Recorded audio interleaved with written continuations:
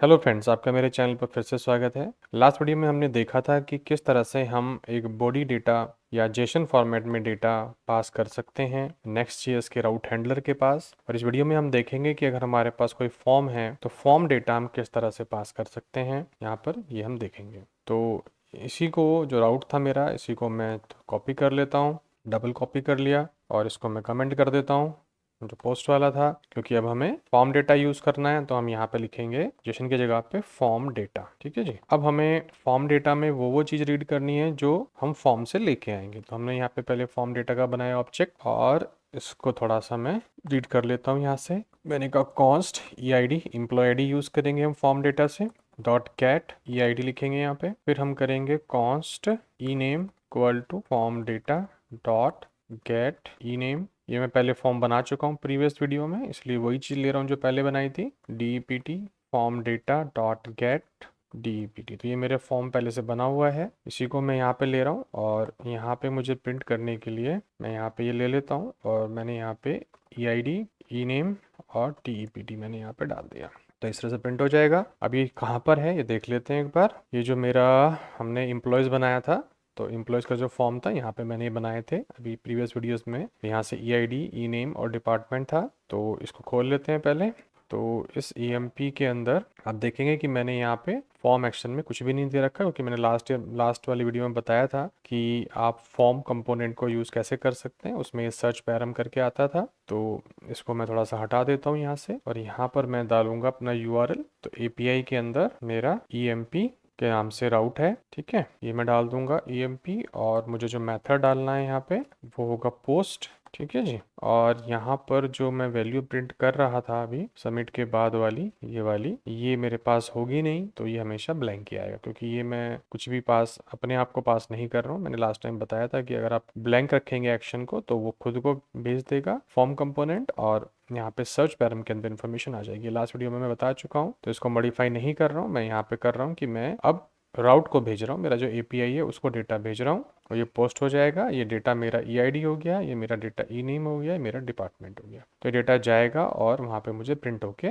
मिल जाएगा। तो देखते हैं इसको। अभी यहाँ पर कोई एरर आ रही है? नहीं, कुछ नहीं है अभी। तो ये मेरा डेटा है। यहाँ पे मैंने ID डाला 1, यहाँ पे मैंने डॉक्टर विपिन डाला, और यहाँ पे मैंने डिपार्टमेंट डाल दिया। जैसे ही मैं क्लिक करूंगा ये मेरे API के पास जाएगा। ठीक है, क्लिक किया, और ये कह रहा है कि अभी गेट ही आ रहा है, क्योंकि मैंने शायद रिफ्रेश नहीं किया है। तो एक बार रिफ्रेश कर लेता हूँ। ID डाला मैंने, डॉक्टर विपिन डाला, और CSC डाला। अब मैं क्लिक करता हूँ यहाँ पे, तो देखो ये मेरा अभी भी गेट पे जा रहा है। क्यों जा रहा है? वो मेरी गलती है, क्योंकि जो फॉर्म कंपोनेंट होता है वो हमेशा गेट पर ही काम करता है। ये ड्रॉबैक होती है, तो इसमें से मुझे हटाना पड़ेगा। मैं फॉर्म पे आ जाऊंगा। ठीक है जी, क्योंकि फॉर्म कंपोनेंट हमेशा गेट पर ही काम करता है। ये ड्रॉबैक के लास्ट टाइम पढ़ चुके हैं, तो ये भी मुझे चेंज करना पड़ेगा फॉर्म टैग के अकॉर्डिंग। ठीक है जी, फॉर्म टैग कर देंगे, और फिर इसका कोई ज़रूरत है नहीं वैसे, तो इसको भी मैं हटा देता हूँ। ये हट जाएगा, तो इस लाइन की भी कोई ज़रूरत नहीं नीचे। इसको मैं कमेंट कर देता हूँ, याद रहेगा कि हमने ये कुछ किया था।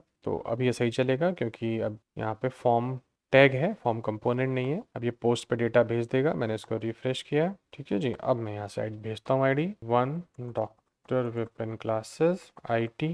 सबमिट पे क्लिक किया।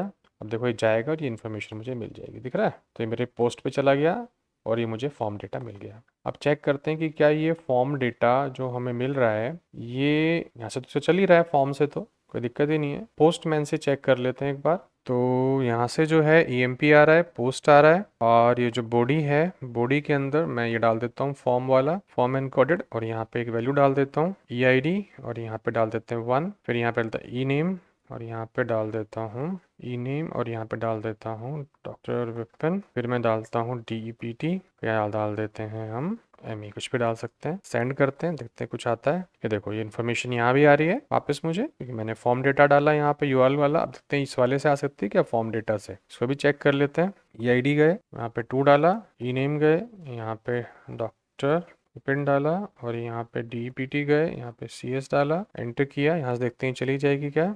देखो ये भी आ रहा है।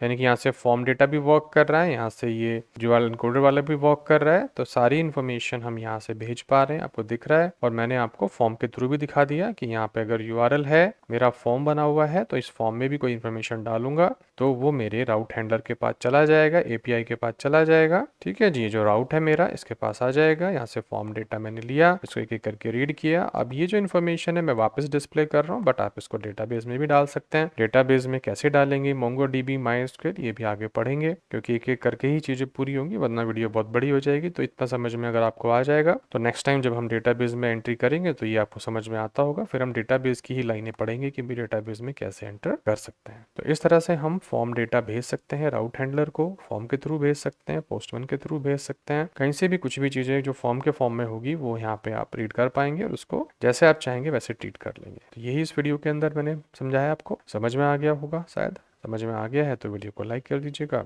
चैनल को सब्सक्राइब कर लीजिएगा और इस वीडियो को देखने के लिए धन्यवाद।